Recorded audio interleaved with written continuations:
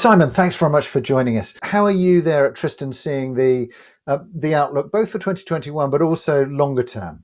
I think 2021 is a tricky one, right? Because so much of what happens in 2021 depends on government policy and epidemiology. And, I think we've all suffered from predicting the end of this a number of times and getting it wrong. So 2021, I think it's just going to be a really tricky year.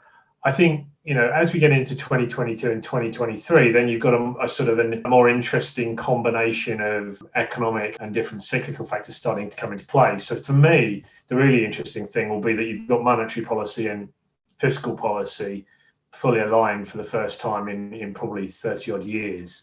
So, if we do start to see restrictions lifted, people unlocking and returning to relatively normal economic behaviour, then I think you've got a pretty potent tailwind from all the policy loosening and the monetary policy environment for a couple of years. You could see a little bit of an injection of pace particularly into the European economy over that time frame, and that's going to kickstart the sort of revival of the cycle, I think. So I think it's worth thinking about what those years look like, because I think we've all become a little bit myopically focused on what goes for 1 week, 2 weeks, 3 weeks, 4 weeks. Maybe it's time to start thinking about what happens 1 year out, 2 years out, 3 years out, when it comes to sort of the way in which we start to think about portfolio strategies and investment activity. And do you think, Simon, that's because we're expecting the kind of lower, for much, much longer, potentially bond yields? Do you think that means there's going to be more of an attraction in terms of real estate, real assets versus those other asset classes? Yeah, I think so. I think, when we talk to our clients, what we hear from them consistently is that they're absolutely desperate for some sort of real yield. And increasingly, real estate is one of the few places where they're able to find that.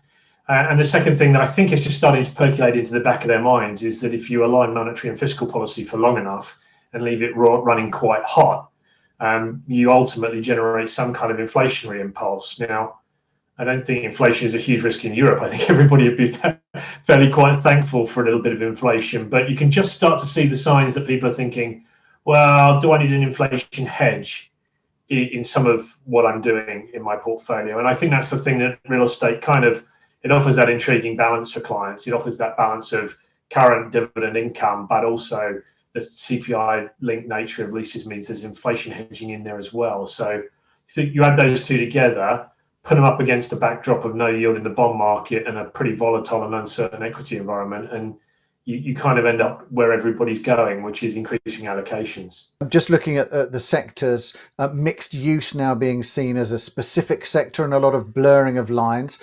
What are you looking at? What's happening is you've got that allocation that's got to find its way somewhere into the sector or map, and a number of different sectors now are sort of off limits. So there's an extraordinarily brave man who goes off and buys himself a big position in the shopping centre market today.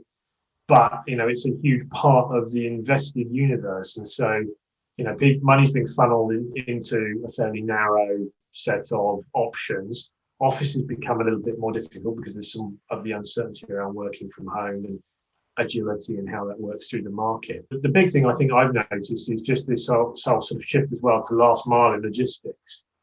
And that's really pushed people into that segment. But there's an increasing shortage of product there, and it's causing some spillover effects. So I think this whole vernacular about repurposing and mixed use is really being pushed to the fore by some of the secular and structural pressures you're seeing. And I think that's really visible in urban mixed use settings where you're seeing people buying blocks where they can mix uses up, move office to residential if they need to, transition leisure to different forms if they want to.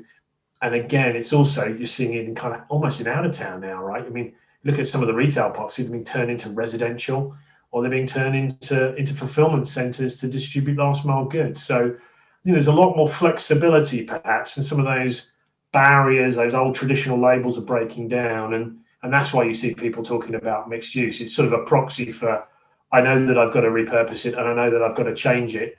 And ultimately, the best way to do that is to reclassify it, because it helps people think through the challenges that are involved in doing all of that work. Yeah, I think that repurposing aspect is going to be, one of the key themes for this and the next few years, probably. I think. Always a great pleasure to catch up. Thanks very much for joining us, Simon. Pleasure. Nice to be here.